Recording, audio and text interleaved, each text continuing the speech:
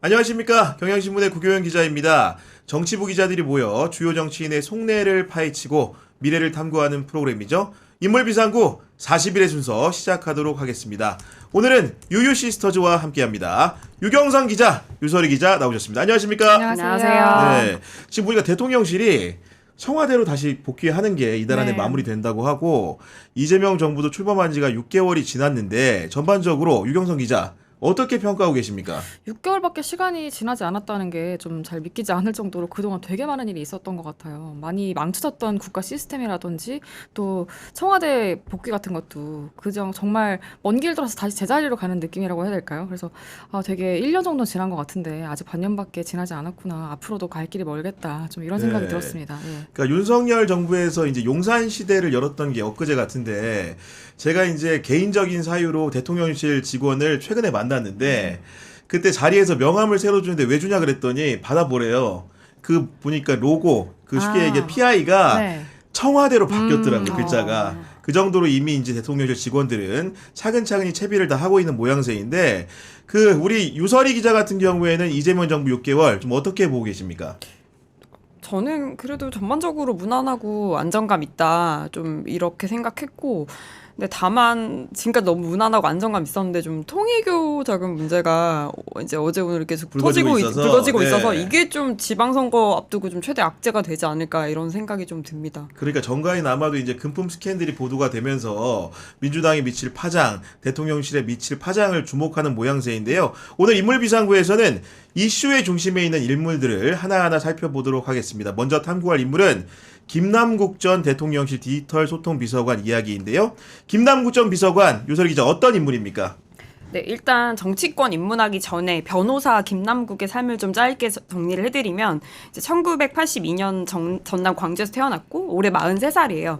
그리고 중앙대 행정학과 졸업했고요. 이후에 전남대 로스쿨을 졸업해서 1회 변호사 시험에 합격을 해서 법무법인 예율에서 변호사 생활을 시작을 했고 이후에는 변호사 김남국 법률사무소라는 이름의 이제 개인 사무실을 냈어요. 그리고 그래서 변호사 활동을 하면서는 좀 이런저런 좀 시민단체 활동을 좀 했는데 이제 서울지방변호사에서는 공수처 및 수사권 조정 TF 활동을 좀 하면서 검찰개혁 활동을 한 게 좀 눈에 띄고요. 예, 그리고 이제 민주당에는 2020년에 입당을 했습니다. 그래서 안에서 이제 법률위원회 부위원장, 뭐 윤리심판위원회 위원, 뭐 이런 여러 당직을 좀 하면서 정치권에 본격적으로 입문을 하게 됩니다. 그 82년생이 나이를 감안하더라도 2020년에 민주당이 입당했다는 건 굉장히 빠른 입당은 좀 아닌 것 같다는 생각이 좀 드는데 그 얘기 들어보니까 변호사 시절에 네이버 지식인에서 그렇게 법률 상담을 열심히 했다는데 그 최근에 보니까 뭐 연하의 상담을 해준 글이 화제가 되기도 했다고요? 네, 맞습니다. 요거 좀 재밌어서 좀 간단히 설명드리면 그러니까 중학교 3학년 학생이 좋아하는 친구에게 멋지게 고백하는 법을 이거를 청소년 관련법 카테고리로 해가지고 질문을 올린 거예요. 그러니까 여기에 이제 김남국 변호사가 이제 답을 달아주는데 이 답변을 달아준 날짜가 2012년에 12월 25일 크리스마스 당일이에요. 이때 약간 자연스럽게 이제 약간 뭐 못소리 인증한 거 아니냐 약간 이런 재밌는 이제 얘기도 있었어요. 네. 여튼 근데 정말 성심성의껏 답변을 올려주는데 이제 고백에는 3가지가 중요하다. 첫 번째는 타이밍. 두 번째는 분위기, 이제 세 번째로는 진심을 보여주는 게 중요하다 하는데 이제 진심을 보여주려면 어떻게 해야 되냐 이제 실행 방법까지 다 알려주는데 이제 편지를 쓰거나 이제 노래를 불러주거나 아니면 산정상 위에 가서 고백을 해라 이렇게 알려줘요. 근데 이게 이제 성지글이 돼가지고 제가 어제도 가봤더니 이제 댓글이 한 800개가 달리고 좋아요 1000개 달리고 야 대단하다. 그러니까 최근까지도 이게 계속 댓글을 달리는데 이제 막 성지순례 왔습니다. 못쏠 탈출하게 해주세요. 그래서 소원을 비는 댓글이 아직까지도 달리고 있더라고요. 아니 근데 얼핏 들어보니까 산 정상 위에서 고백을 하면은 이거 이건 참 주군이 많이 하는 이게- 겁니까? 뭡니까 도대체 이게 일단 지금? 산 정상까지 가야 되는데 그때 뭐라고 하면서 같이 갈 거예요. 내가 너에게 할 말이 있어. 하지만 산 정상에서 해야겠어. 등산을 좋아해야 되는데. 네, 그러니까요. 야 그런 화제성 글이 있다는 게 놀라운데 어쨌든 간에 많은 분들이 궁금해하는 거는 김남국 전 비서관이 정치에는 그럼 어떻게 입문하게 된 것인지 궁금해하는데 어떻게 입문하게 된 거죠? 네, 2019년에 이제 이른바 조국 사태가 있었잖아요. 그때 조국 백서가 이제 아시다시피 출간이 됐는데 그때 김남국 변호사가 조국 백서 집필에 참여를 했어요. 그래서 조국 장관을 좀 앞장서서 옹호를 해왔는데 이 이제 조국 백서를 낸 다음해인 김남국이 2020년에 이제 21대 총선에서 서울 강서갑을 출마 선언을 했어요. 아, 처음에는? 예, 처음에. 근데 이게 어떻게 좀 화제가 됐냐면 그 강서갑이 조국 장관을 이제 비판해왔던 금태섭 의원이 현역으로 있었던 지역구였던 거예요. 그래서 당시 이제 정치권에서는 조국 내전이다 이렇게 좀 화제가 됐었고, 근데 결국은 이제 민주당 지도부가 강서갑 경선에는 이제 김태섭 의원하고 이제 현 지금 강선우 의원을 이렇게 붙였고, 이제 김남국 의원은 안산 단원 을에 이제 전략 공천을 주면서 그때 국회에 입성을 하게 됩니다. 사실은 강서 지역뿐만 아니고 안산 단원 지역도 네.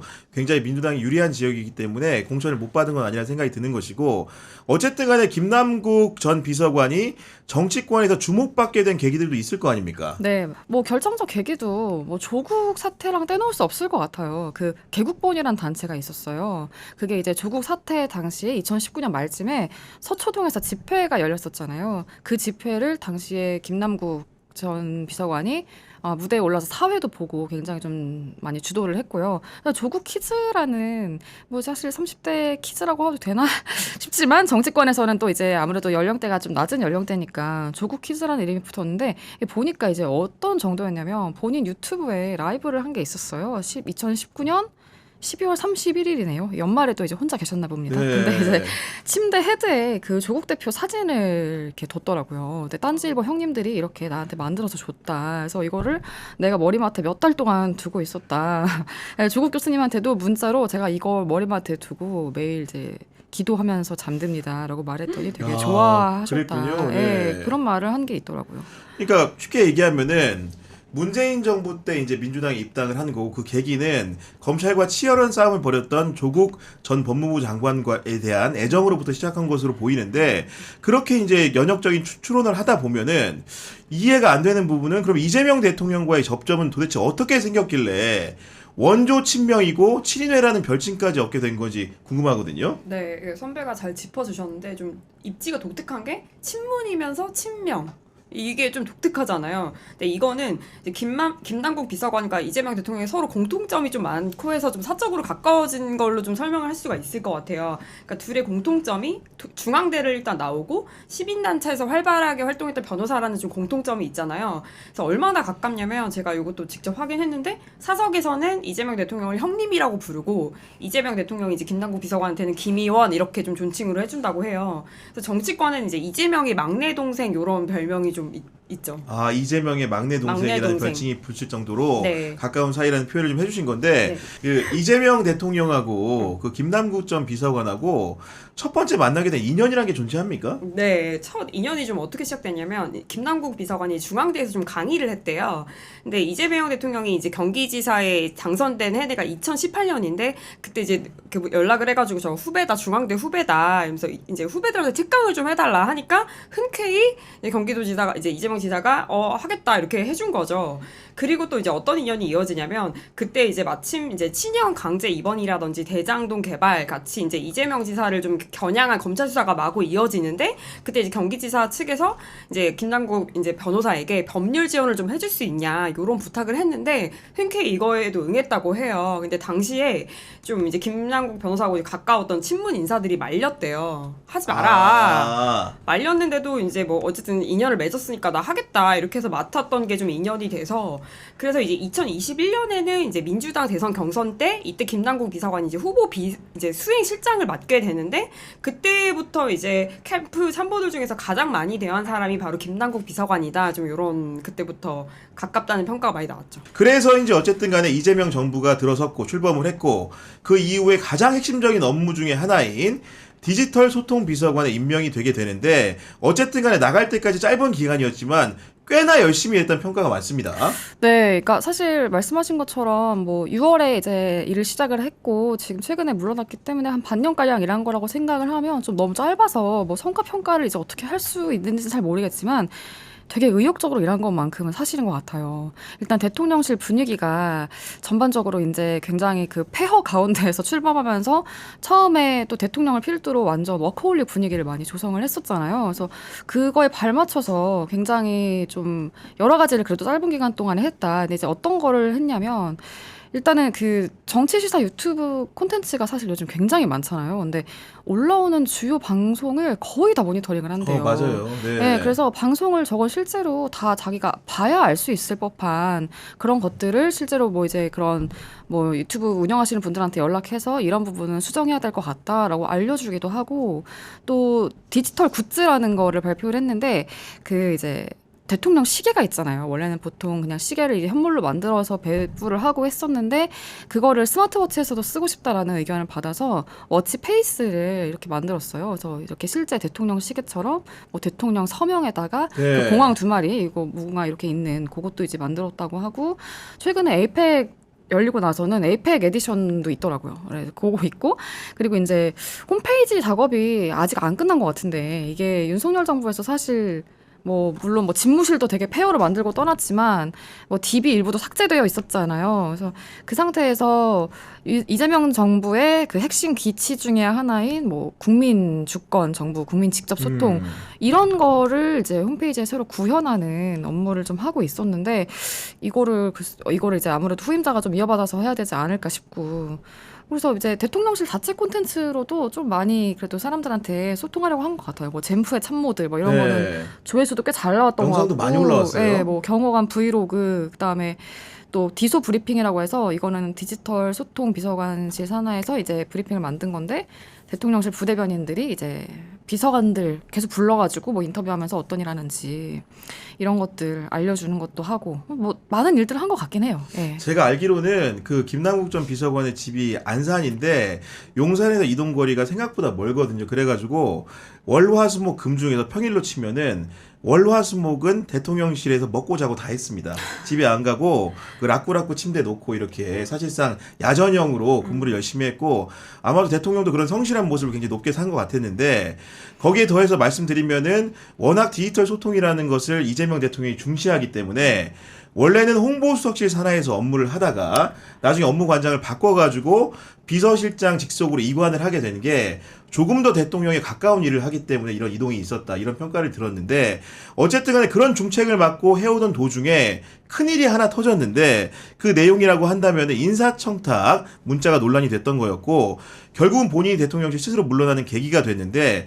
그 사건 내용에 대해서 개략적인 정리를 부탁드립니다. 네, 아까 그 유소리 기자께서 이제 김남국 전 비서관이 대통령이랑 친해서 이제 형님이라고 하기도 한다라고 이제 얘기를 했는데, 이것도 이제 약간 그런 호영호제 또 이제 약간 좀 하나의 문제 중에 하나인데, 12월 2일에 문진석 민주당 원내수석 부대표의 핸드폰이 또 이제 국회에서 잡혔어요. 언론사 카메라에 잡힌 게 발단인데, 문진석 의원이 야 남구가 우리 중앙대 후배고 뭐 이런 분인데 아우가 추천 좀 해줘라 네. 라면서 그 한국자동차 모빌리티 산업협회라는 회장직에 특정 인사를 추천해달라고 말을 했어요. 이게 근데 이 자리가 보니까 연봉이 한 2억 원대 중반 된대요. 뭐 성과급까지 하면 한 3억 원대 되는 자리인데, 여기에 이제 그 해당 단체 전 본부장을 지낸 홍성범 씨 이름을 언급을 한 거죠. 그랬더니 이제 김남국 전 비서관이 아시겠지만, 네 형님 제가 훈식이 형이랑 현지 누나한테 추천할게요. 이렇게, 그리고 또 홍성범 본부장님 이렇게 딱 그 답변을 이제 했는데, 보니까 이게 좀 네이버 지식인 뭐 성실하게 답변하던 것처럼 뭐 그렇게 답변한 것 같기도 하고, 누구에게나, 네. 누구에게나 보면 좀 아무튼, 근데 이게 결국 되게 굉장히 부적절하잖아요, 사실은. 왜냐하면 대통령실 비서실장을 이제 훈식이 형이라고 부른 거고, 또 제1부속실장을 뭐 현지 누나라고 이제 말을 한 거, 그리고 이제 그것도 그거지만 인사청탁이 들어갔는데 선을 긋지 않았다는 거, 흔쾌히 랩을 말했다는 것이 이제 문제가 됐고요. 예, 그런 사건이었습니다. 예. 사실 저희 방송만 해도 제가 이제 언론계에 복무하시는 분들 이렇게 불러가지고 얘기할 때 선배라고 하면은 그런 글들이 올라와요. 선배라고 부르는 게 불편하다. 이런 게 저 같은 경우에도 워낙 이게 습관화가 되어 있기 때문에 순간순간 고치기 어려운데, 우리 국민들의 시야가 좀 그런 것 같아요. 뭔가 이제 우리끼리는 친해서 뭐 훈식이 형, 현지 누나 하지만 실제로 보는 국민들은 공적 업무를 수행하는 사람들끼리 저렇게 사적인 뉘앙스의 말을 주고받아도 되는가? 이런 식의 그런 의문을 가진 것 같습니다. 제 생각에는 결국은 한국 정치권에 좀 뿌리 깊은 가족주의를 드러냈다, 좀 이렇게 저는 봤는데, 국민들이 보시기에는 정부의 업무 처리 방식이 대학 동아리 같고 아마추어 같다? 좀 이런 인상으로 비춰졌을 것 같아요. 왜냐하면 인사라는 거는 결국은 공식 라인을 거쳐야 되는 거잖아요. 근데 디지털 소통 비서관이란 자리가 일단 인사랑 관계가 전혀 없고 제1부소실장 자리도 이것도 이제 물론 대통령의 공식 비공식 업무를 다 보좌하는 자리긴 한데 인사추천 권한이 있는 자리는 아니거든요. 근데 이 이제 권한이 없는 사람들이 이제 사적 코칭을 얘기를 하면서 인사를 이제 추천하는 게 다 이제 전 국민에게 노출이 된 거잖아요.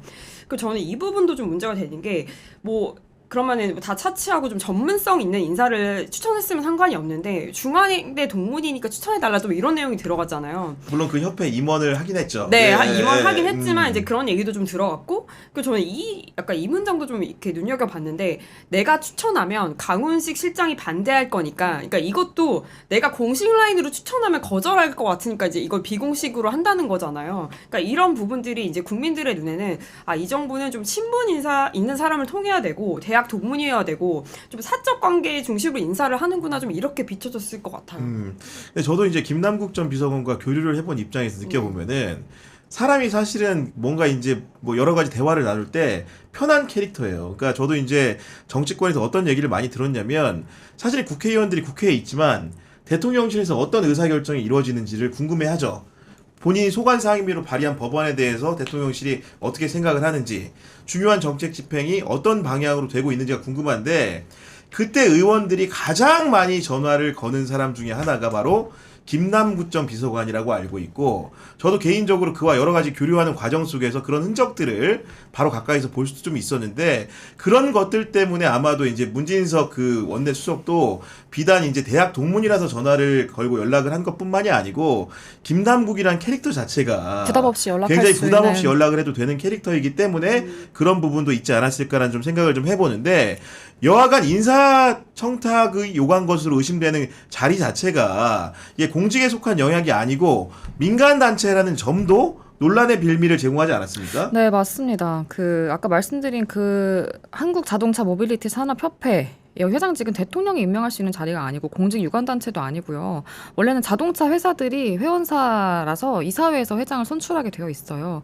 근데 이제 물론 찾아보니까 그런 건 있더라고요. 10년 전에 이제 경향신문 기사인데 자동차 산업협회는 관피아 세상이라는. 아니 그러니까요. 예, 네. 그러니까 사실 그런 공직 유관단체들 중에서 뭐 해당 부처 이제 그 관료 출신들이 가고 이제 이런 문제들은 사실 세월호 참사 이후에 관피아 문제가 나왔지만 여전한 게 사실 좀 현실이잖아요. 근데 어쨌든지 간에 그 문자 자체가 노출이 되면 뭐 민간단체 인사에까지 대통령실이 관여할 수 있나? 이런 인상을 주는 것 자체가 이제 굉장히 좀 부적절하고, 그리고 지금 이제 전 정부의 여러 가지 그 비상식을 좀 회복해 보겠다고 나선 정부인데 그런 면에서도 좀 타격이죠. 그리고 현지 누나를 얘기했는데 지금 제1부속실은 인사관여 권한이 없잖아요. 이제 안 그래도 지금 국민의힘에서 이제 김현지 실장 보고 뭐 실세네 상황이네 지금 이렇게 하던 상황에서 이거를 조금 더 가속시킨 그런 모양이었죠. 예. 이게 사실은 아까 관피아 세상이라고 얘기를 했는데 지금 계신 협회장 같은 경우에도 사실은 언제적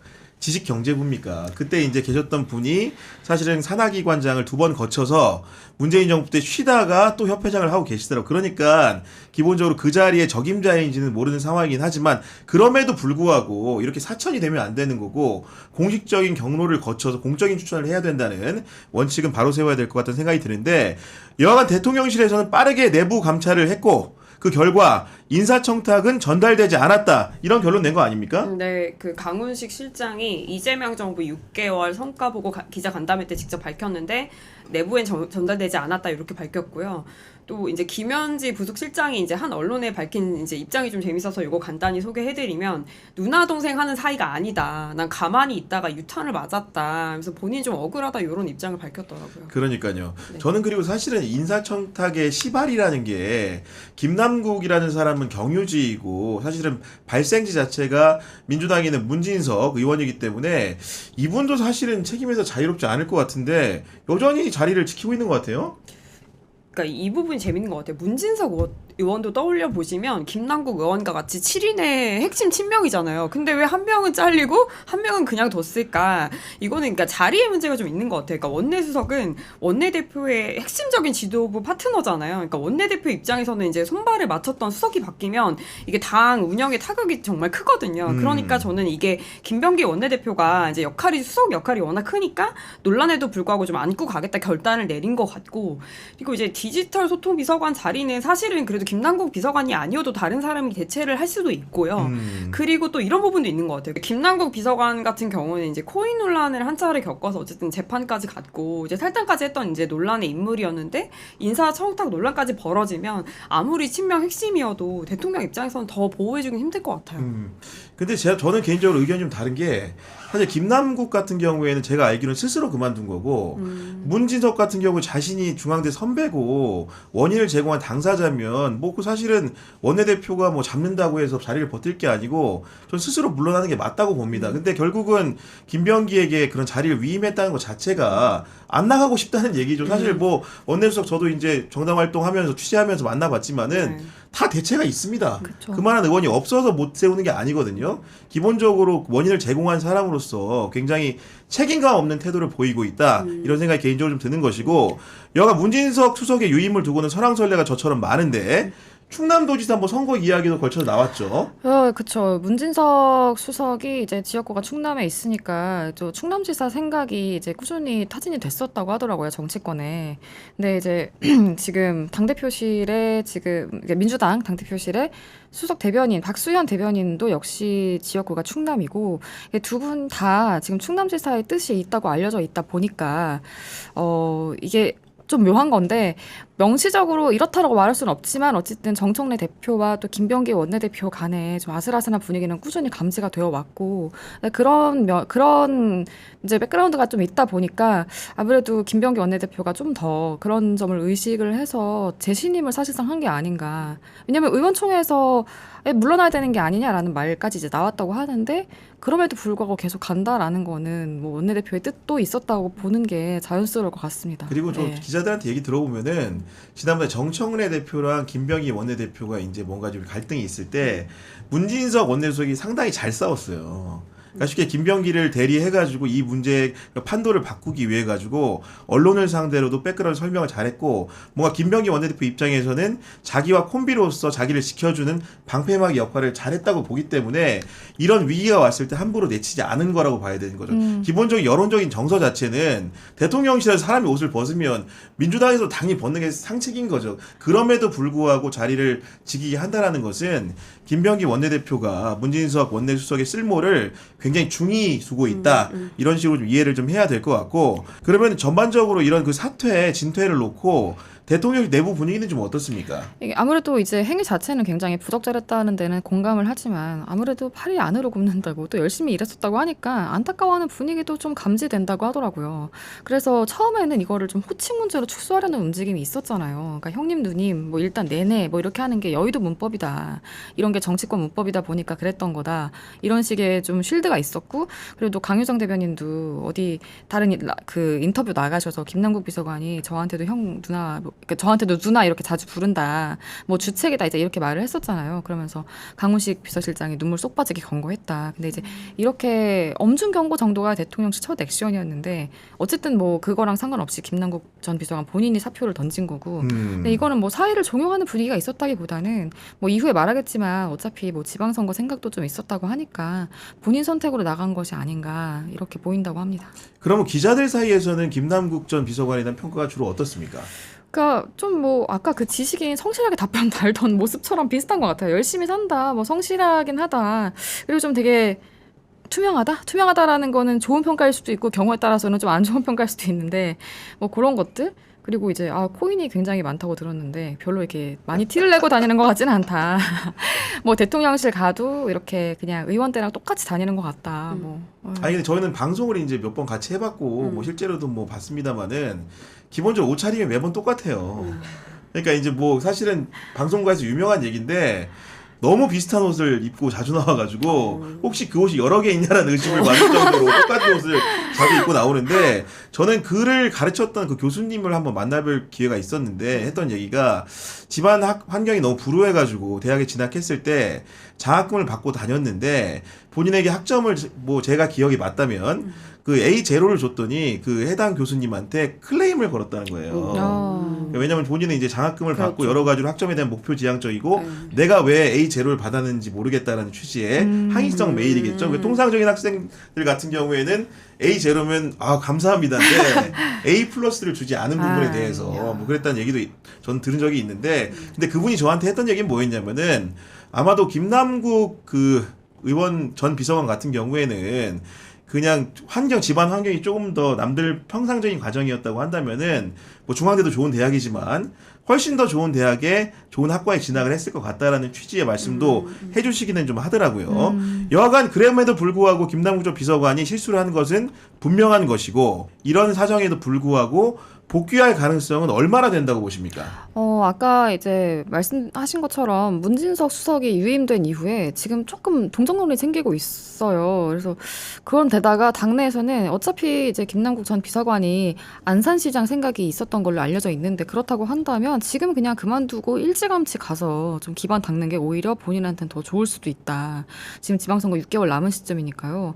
아까 말씀하신 것처럼 그리고 이제 일하느라 지역구를 잘 안 갔었다고 하잖아요. 근데 지금 가서 이제 좀 뭐 가서 현장 잘 닦고 하면 오히려 좋은 거 아니겠느냐. 그리고 말고는 또 이제 그 경기 안산갑의 양문석 의원 지금 이제 불법 대출 의혹으로 1, 2심에서 당선 무효형이 나왔는데 뭐 상고심 결과에 따라서 재보선이 진행이 된다면 거기도 복귀 무대가 될 가능성이 하나 타진이 되고 있습니다. 어쨌든 정치는 좀 계속하지 않겠느냐.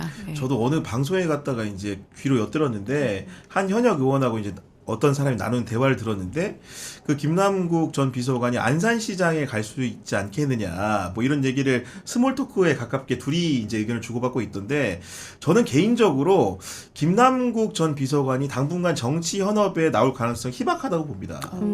왜냐면 사실은 여러 가지 이제 본인 같은 경우에도 생각보다 정치를 오래 하지 않았어요. 20년에 이제 입당을 한 거 그 전에 이제 네. 조국 사태를 계기로 만약에 이런 데 눈을 뜨게 됐다고 한다 손 치더라도 불과 그 5, 6년 정도 됐는데 이 정도의 어려운 일을 연거푸 겪는다는 것은 사실은 다시 정치적으로 쉽게 빠른 시간 안에 재기하는 것은 쉽지 않고 본인 스스로도 그 아마도 제 생각입니다만은 자가적인 판단이 있을 것 같아요. 이게 어떻게 내년 6월에 선거를 어떻게 나옵니까 상식적으로. 그러니까 많은 분들이 호사가들이 정치라는 걸 굉장히 노름으로 여기고 쉽게 말하니까 내년 6월에 김남국이 뭐 예를 들면 시장 선거에 나온다거나 아니면 재보선에 양문석 의원이 혹시나 당선 무효형이 나오면 도전할 거라는 얘기를 기자들이 쉽게 하는데 제가 보기에는 당분간은 정치 현업에 복귀할 가능성이 희박해 보인다. 이런 말씀을 좀 드릴 수 있을 것 같고요. 다음으로 최근 이슈의 중심에 놓인 또 다른 정치인 한 명 더 있는데 바로 민주당 장경태 의원입니다. 장경태 의원은 어떤 인물입니까? 장경태 의원은 김남국 전 비서관보다 한 살 동생인 1983년생입니다. 전남 순천 출신이고요. 서울시립대에서 행정학 공부를 했고 근데 이제 김남국 전 비서관처럼 대학 시절 되게 가난했다고 해요. 그래서 호프집, 뭐 편의점, 서빙 알바 뭐 안 해본 알바 없이 정말 다 섭렵을 했었고 그 시립대가 동대문구에 있잖아요. 이제 그때부터 동대문구를 기반으로 쭉 정치 활동을 하게 된 건데요. 이 청년 정치인의 이미지가 있잖아요. 근데 청년이라고 해서 뭐 인재 영입이라든지 뭐 전략 공천 같은 되게 화려한 스포트라이트를 받고 등장한 케이스는 아니고 대학생 때부터 정말 밑에서부터 이제 꾸준히 좀 활동을 하면서 기반을 닦아서 국회의원이 된 케이스라고 보시면 될 것 같습니다. 지금 이제 나이가 83년생이면은 42살이잖아요. 근데 당 생활만 거의 20년 가까이 한 오래 했군요. 네, 사람이고 2008년에 민주당 중앙당에서 초대 대학생 특별위원장을 했는데 당시 만 24세여서 최연소였고요. 2009년에는 민주당 중앙당에서 지방선거 기획단 활동을 했고 노무현 전 대통령 연결식도 2009년에 있었죠. 그때 운구 차량 수행원 6명 중에 1명이었었다고 또 해요.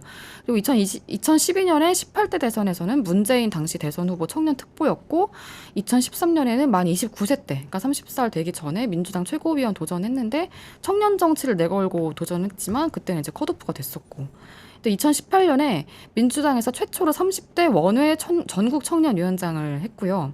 2019년에 그 21대 총선을 앞두고 지역위원장들 임명을 담당하는 조직강화 특별위원회 위원을 이제 역임을 했고요. 2020년에 동대문구 을이 청년 전략공천지가 되면서 여기에서 경선에 승리를 합니다. 그리고 이후에 그 민주당 출신이었던 민병두 의원이 무소속으로 출마를 했다가 장경태 후보 지지 선언을 하면서 사퇴를 하고 단일화에 성공해서 국회에 이제 극적으로 입성을 하게 됐고요. 그리고 2022년에는 민주당 최초로 평당원 출신 30대 최고위원에 당선이 됐습니다. 마지막 2024년 8월에는 90%가 넘는 찬성표를 얻어서 민주당에서 최연소 서울시당 위원장에 선출이 되는 이런 어떻게 보면 되게 입지전적인 그런 네. 커리어를 거쳐왔다고 할 수 있을 것 같습니다. 아니 뭐 소개 내용만 들어봐도 사실은 뭐 청년 정치의 상징이라고 왜 이렇게 얘기하는 거를 알 법한 프로필인 것 같은데 그 개인적으로 아직도 이 정치권에 오래 발을 담그고 있었지만은 저도 잘 모르겠는 게 장경태 의원 고유의 정치적인 노선이라는 게 존재합니까? 제가 그 경향신문도 그렇고 이제 다른 언론사의 민주당 좀 오래 출입한 기자들한테 평가를 좀 물어봤는데 재밌는 평가가 하나 있어서 좀 전해드리면 이렇게 얘기하더라고요. 항상 주류의 길만 걸었다. 이런 평가가 있어요. 그러니까 문재인 정부 시절에는 이해찬 대표였는데 그때 이해찬 대표 측근이고 이재명 정부 시절에는 완전 친명이고 항상 주류였고 항상 주류의 생각과 어긋나는 말을 하지 않는 사람 이런 좀 평가가 있더라고요. 그리고 지금은 또 정청래 대표의 최측근 포지션에 있잖아요. 당대표에. 네. 그러니까 재밌는 부분이 이제 지난 6월에 당대표 출마 선언했을 때 그때 의원 6명이 동행을 했어요, 뒤에. 근데 재선에 이제 최기상, 이모경, 문정복 그리고 초선의 양문석, 박지혜 의원이 동행을 했는데 그 중에 한 명이 장경태 의원이었고요. 제가 어느 정도 최측근이냐 물어보니까 당대표 인선을 같이 짜는 정말 몇 안 되는 최측근이라고 하더라고요. 그러니까 사실 장경태 의원은 우리가 예전 기준으로 정치인들을 따지면은 무슨 계파 분류를 하더라도 뭔가 정책적인 비전이나 이념의 차이를 두고 나누는 경우가 많았었는데 장경태 의원하면 그런 그 이미지는 떠오르지는 않고 다만 법사위에서 굉장히 전투적으로 상대당을 향해서 싸우는 모습 그리고 기자회견을 통해 새로운 의혹들을 제기하는 모습 이런 것들이 많이 떠오르던데 여간 당내에서 많은 역할을 지금도 맡고 있는 것으로 보입니다. 네, 맞습니다. 그 정청래 당대표의 신임을 아까 말씀하신 것처럼 받았고 정청래 대표가 특히나 이제 당원권 강화 기치로 활동을 했잖아요. 예, 당원권 강화 방안을 논의할 핵심 기구인 당원 주권 정당 특별위원회 위원장으로도 활동을 하고 있습니다. 그러니까 이제 정말 당대표의 어떤 핵심적 가치와 함께 하고 있다라는 뜻이고요. 또 아까 서울시당 위원장 임명됐다고 말씀드렸는데 이게 지금 지방선거를 앞둔 시점이잖아요. 네. 네, 그런 만큼 굉장히 좀 권한이 있는 자리라고 봐야 되는데 이 서울시당 위원장이 어떤 자리냐 하면은 그 최근 이제 JTBC에서 윤석열 전 대통령이 강서구뿐만 아니라 서초구에도 구청장 공천 맞아요. 네. 개입했다는 녹취가 보도가 됐는데 그때 윤석열이 통한 게 박성중 당시 국민의힘 서울시당 위원장이에요.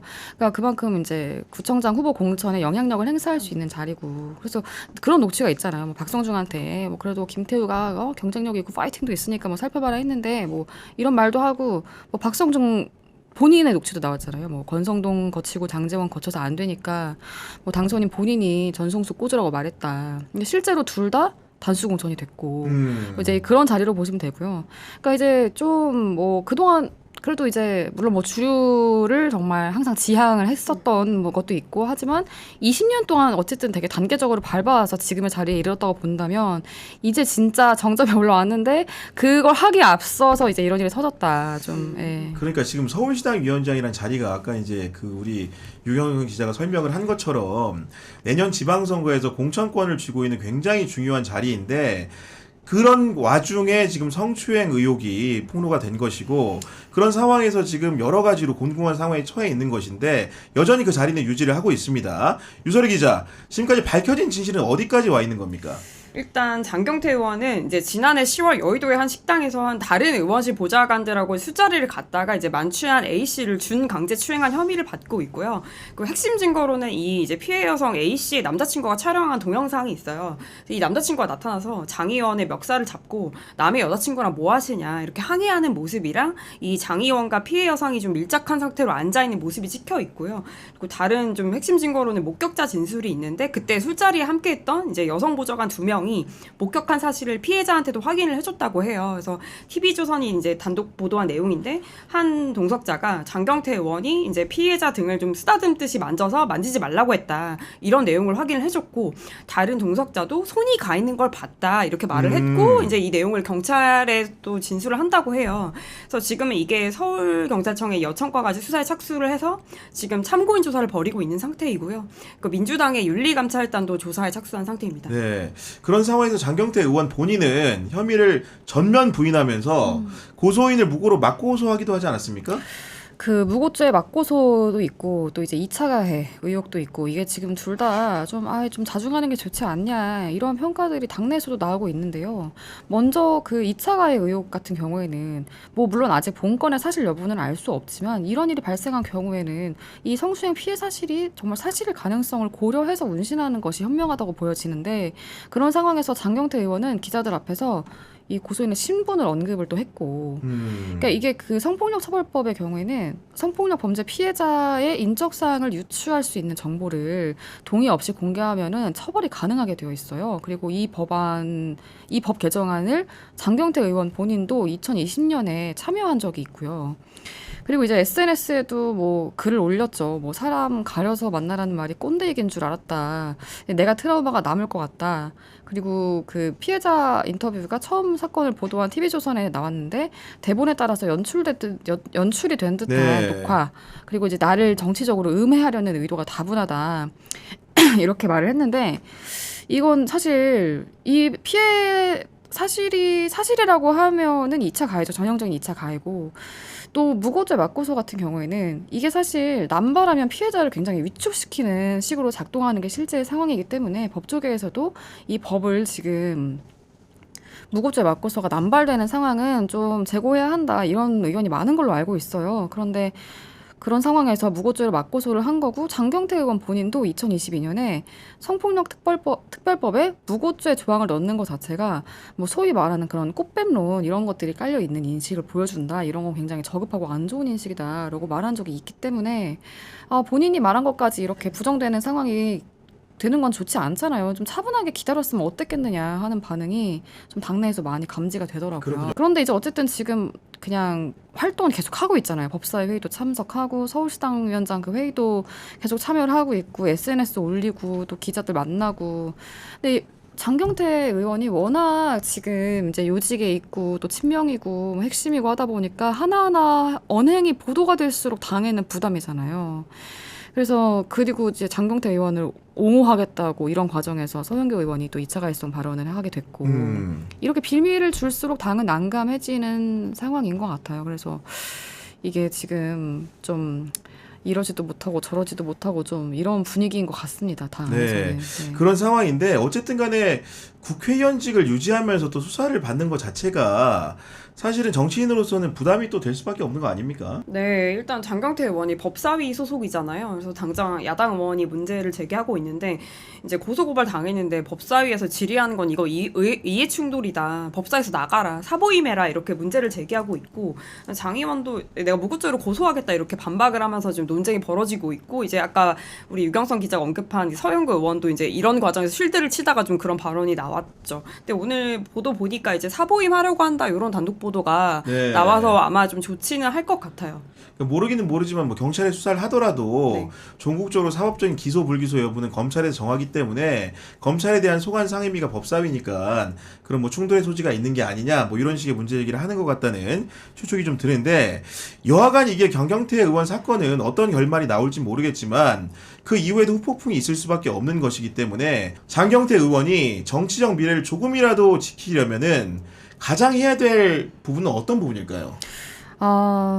장경태 의원이 예전에 국민의힘에서 여가부 폐지 공약이 나왔을 때 한 말이 있어요. 성평등 실현의 가치를 쉽게 무시하고 사회적 화합을 외치면서 젠더 갈등을 오히려 부추기는 행태라고 비판을 했고 그리고 남성 권리를 축소를 하고 각종 여성 편향 정책을 실시하는 것이 마치 이제 여가부인 것처럼 가짜뉴스를 통해서 여성 혐오 현상까지 만들어내고 있다.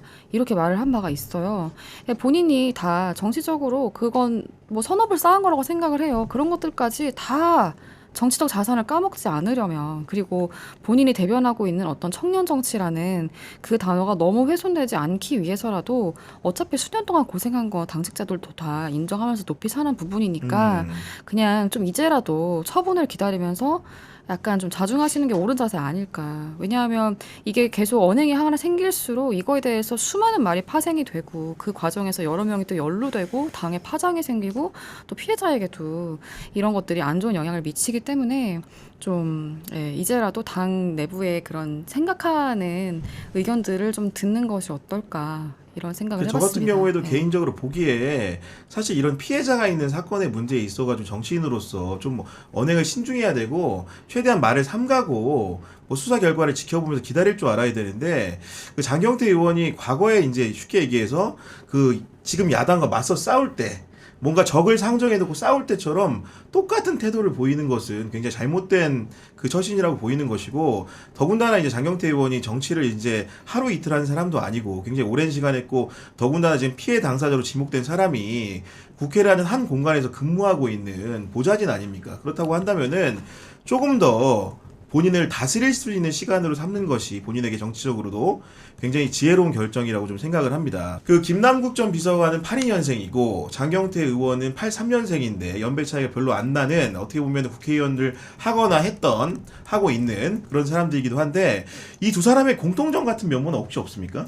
이 공통점이 흑수저 마케팅을 좀 잘한다 이런 평가가 있는데 그 김남국 의원이 좀 기억해 보시면 2019년에 그러니까 소개팅하는 컨셉의 이제 유튜브에 나가서 이제 상대방 여성에게 나는 매일 라면만 먹는다. 이 7, 8년 동안 이렇게 라면만 먹었다 이 말이 굉장히 화제가 됐어요. 그리고 이제 까르보나라 파스타라고 있잖아요. 이거를 이제 까르보나 이렇게 약간 서투르게 말해서 좀 예능적으로 이렇게 주목을 받은 게 있고 그리고 장경태 의원 본인은 이제 언론에 이제 본인 지역구 이제 동대문구의 반지하 주택에 사는 나는 오리지널 흑수저다. 나 재산 1,000만 원밖에 없다. 이제 이렇게 누누이 밝힌 게 있고 제가 최근에도 이제 기자들한테 한 얘기 들었는데 나는 지금도 반지하에 산다. 그랬다고 하더라고요. 그래서 기자들이 이거 흑수저 코스프레 아니에요? 막 이랬더니 아니 이사 가려고 하는데 너무 비싸다. 그리고 누가 코스프레를 5년씩 하냐 이렇게 말을 했다고 하더라고요.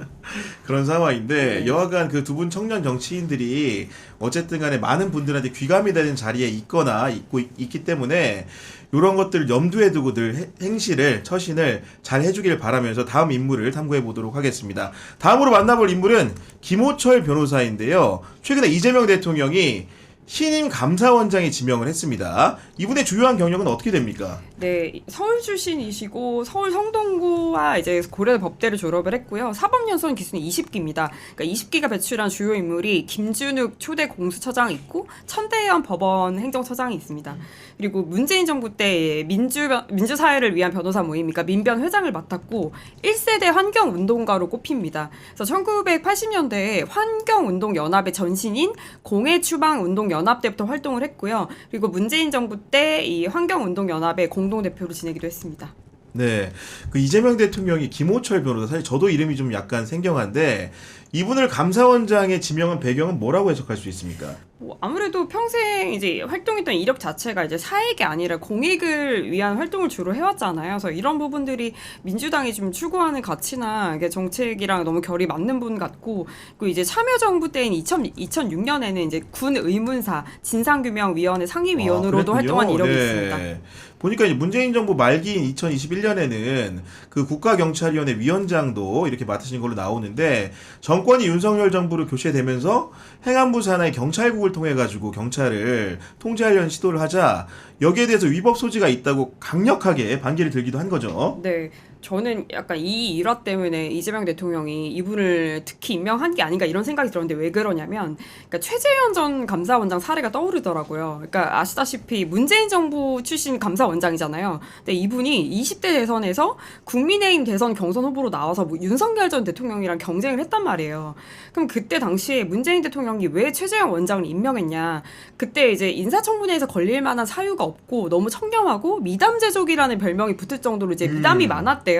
그러니까 이제 뭐 이남 이녀 중에 아들 둘이 입양을 했고 그리고 강명훈 변호사라고 이제 중마고인 친구가 있는데 이분이 소아마비여서 걷지를 못하는데 이분을 이제 매일 업고 등하교를 맞아요. 했대요. 네. 근데 문제는 뭐냐면 참모들 일부도 이제 문제 제기를 했는데 이분이 너무 보수적이다. 그래서 반대를 했대요. 근데 다른 마땅한 사람이 없으니까 임명을 했는데 결국은 이제 감사원장 시절에 이제 월성원전 1호기 이제 폐쇄를 위해서 문재인 정부가 이제 경제성을 조작했다 해서 반기를 들었잖아요. 그리고 이제 반년 임기 이게 남기고 이제 사퇴해서 이제 국민의힘에 입당하는 일이 벌어지는데 이게 문재인 대통령 입장에서 너무 씁쓸했을 것 같아요. 그러니까 본인 이제 정부 맞아요. 출신의 권력기, 당연하지. 그러니까 예. 감사원장과 검찰총장이 국민의힘 대선 후보가 된 거잖아요. 그래서 이제 이재명 대통령 입장에서는 이 감사원도 굉장히 중요한 국가 권력 기관인데 여기 수장에 정말 성향을 믿을 수 없는 사람을 앉힐 수는 없다. 제2의 최저형을 만들 수는 없다. 좀 이런 게 고려된 게 아닌가라는 생각이 듭니다. 그런 해석을 좀 하는 거고 네. 그렇게 설명을 해주셔도 네. 많은 시청자들은 여전히 감사원이 좀 어떤 역할을 하는 기관인지 모르는 분들이 있거든요. 어떤 역할을 하는 기관인지 설명을 좀 부탁드립니다. 네, 감사원이 일단 지금 너무 정치권이랑 같이 엮여서 이야기되고 있긴 하지만 원래 독립된 헌법기관이에요. 대통령 직속기관이긴 하지만 대통령이 이제 감사원을 지휘감독할 수가 없고 독립적으로 활동을 해야 된다는 게 이제 헌법상의 원칙인데 일단 기본적으로 감사원이 하는 일은 국가 세입 세출 이거 결산 제대로 됐는지 이거 심사를 하는 거가 있고 그다음에 이제 헌법상 행정기관과 공무원이 직무를 제대로 수행했는지 이거를 감찰을 할 수가 있습니다. 감찰 기관이지만 거의 수사기관에 준하는 권한도 가지고 있어요. 계좌도 들여다볼 수 있고 뭐 출석 요구를 하거나 뭐 자료 제출 요구를 하면 거기에 응해야 하고 감사원장은 국회 동의 얻어서 임명하는데 대통령이 임명을 하죠. 임기는 4년이고 부총리급. 지금까지는 주로 그 장차관급 법관 출신이 감사원장을 맡아왔고요. 감사원에서 만약에 어떤 이제 공무원의 비위가 확인이 되면은 이거를 소속 부처 장관이나 임용권자에게 징계를 요구할 수가 있어요. 맞아요. 네. 그러면은 10일 이내에 징계위원회나 인사위에 올려야 돼요. 그리고 그로부터 15일 이내에 이 결과가 어떻게 나왔습니다. 이걸 통보를 해야 하고 또 감사 과정에서 만약에 범죄 사실이 발견이 되면은 이걸 수사기관에 고발하게 되어 있어요. 근데 감사원이 이제 되게 핫해지기 시작한 거는 감사원이 점점 뭐 정치적으로 중립적이지 않다라는 시비에 휘말리면서인데 뭐 정치감사, 표적감사 같은 말들이 언제부턴가 되게 심심치 않게 들려오면서 요즘에는 굉장히 검찰뿐만이 아니라 감사원도 많이 사람들의 입방아에 오르내리고 있는 상황입니다. 저희가 저희 방송을 통해 가지고 감사원의 불법적인 조사 행태 같은 것들 여러 차례 소개를 좀 해드렸는데 감사원들이 사실 공무원들한테는 굉장히 저승사자 같은 존재죠. 왜냐하면 감사원에서 그 감사 개시를 하는 것만으로도 승진 대상에서 이름이 빠집니다. 그렇기 때문에 윤석열 정부 때도 오랜 기간 감사를 받은 분들은 그런 기회조차 얻지 못하고 무한정 이렇게 감사를 받아야 했기 때문에 그런 박탈감에 시달렸다는 것이고 제가 그런 여러 가지 불법적인 행태를 여러 알려드렸지만은 통상적인 수사기관에서는 변호인 입회를 당연시하기 때문에 그런 인권 침해적인 조사가 많이 줄었는데 감사원 감사 같은 경우에는 공무원 신분이라는 것들 피조사자가 그런 것들을 악용을 하다 보니까 심야 조사도 굉장히 횡행하고 일주일에도 여러 차례 불려가서 조사받는 광경들이 많이 목도가 되는 것들이 있었는데 사후에도 감사원에 이런 불법적인 행위가 있어도 얘기를 하기 어려운 게 나중에 또 혹시나 그런 보복을 당할 수 있지 않을까라는 생각을 하게 되기 때문이라는 얘기가 있기 때문에 그런 부분을 바로잡기 위해서 아마도 인권 감수성이 투철한 김호철 변호사를 세운 게 아닐까 싶은데 과연 김호철 변호사 같은 경우에는 어떤 사건들을 통해서 인권 변호사라는 평판을 얻게 된 겁니까? 주로 변호사로서 개별 사건을 맡아서 주목을 받은 건 아니고 앞서 말씀드린 그런 인권과 관련된 위원회 활동을 하면서 이제 이름을 알려진 건데요. 그러니까 대표적인 거 하나만 소개해드리면 이제 군 의문사 진상규명위 상임위원 시절에 김은중이 사망 사건을 이제 재조사하라고 결정한 게 가장 유명한데 이 김은중이 사망 사건이라는 게 정말 한국 군 역사에서 가장 이제 유명한 의문사 사건이라고 할 수 있는데 이제 1998년에 김은중이가 DMZ 인근 GOP에서 사망을 했는데 당시 군이 권총으로 자살했다 이렇게 발표를 해요. 근데 사망 당시에 보면은 머리 뭐 각도나 손가락 위치 이런 게 일반적인 이제 자살한 이제 사망자랑 자세가 달라서 유족들이 이거 타살 가능성 있는 거 아니냐 제기를 해요. 그래서 이런 유족의 요구를 받아들여서 당시 이제 김호철 상임위원이 군 당국의 초동 수사가 너무 부실했다. 이거 타살 가능성 배제할 수 없다 이러면서 재조사를 결정한 게 가장 좀 잘 알려져 있습니다. 그럼 법조계에서는 김호철 후보자에 대해서 어떤 평가를 내리고 있습니까? 함께 활동하셨던 분들은 뭐 그런 여러 가지 뭐 진짜 인권 위주의 활동 같은 것도 기억을 하시지만 환경운동에도 특히 열심히 했다.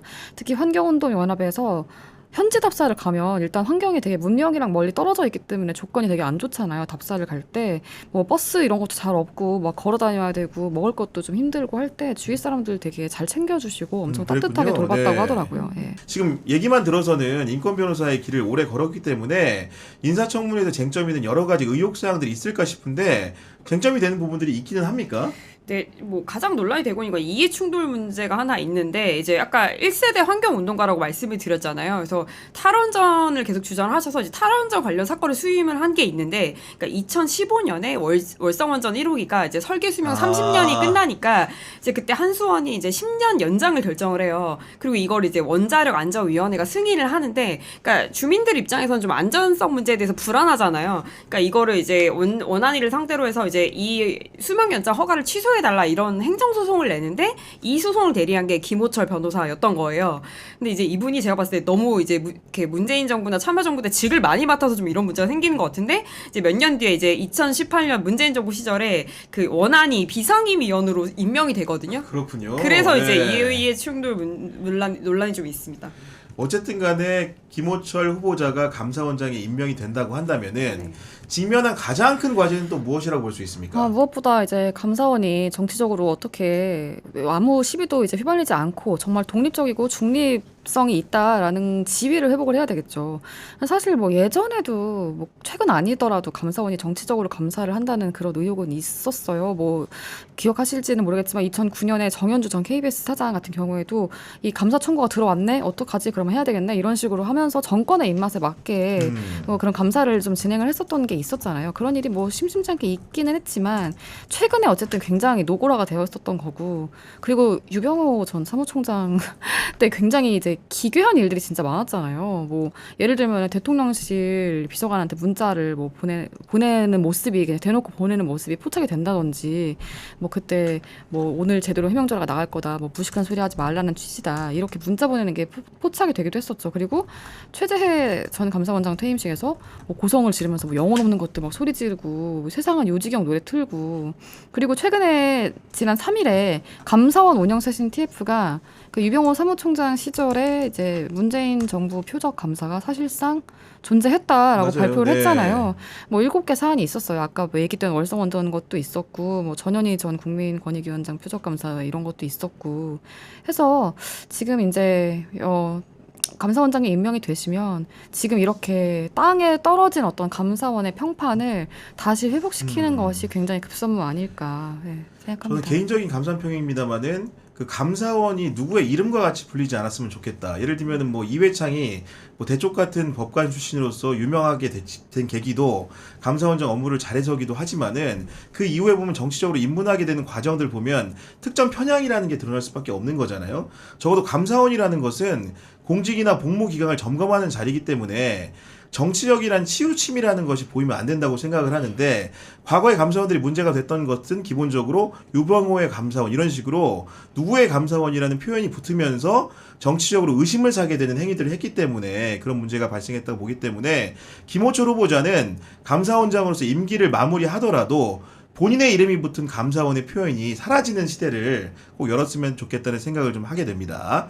마지막으로 인물비상구의 시그니처 코너죠. 한 줄 평으로 오늘 이야기 마무리하도록 하겠습니다. 먼저 유설희 기자부터 부탁드립니다.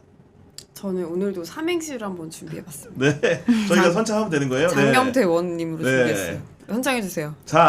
장경태 의원님, 경, 경솔한 언행은 자제하고 태. 태도는 무겁고 신중하게 하세요. 제가 요 말씀을 꼭 좀 드리고 싶어서, 그러니까 장경태 의원님하고 민주당 의원님들 좀 경찰 수사 나올 때까지는 좀 저는 입을 닫고 좀 신중해 주셨으면 좋겠어요. 그러니까 장경태 의원님 뭐 본인이 억울하실지라도 저는 수사 결과 나올 때까지는 그렇습니다. 2차 가해 네. 논란 없게 처신을 신중하게 하시는 게 맞다고 보고요.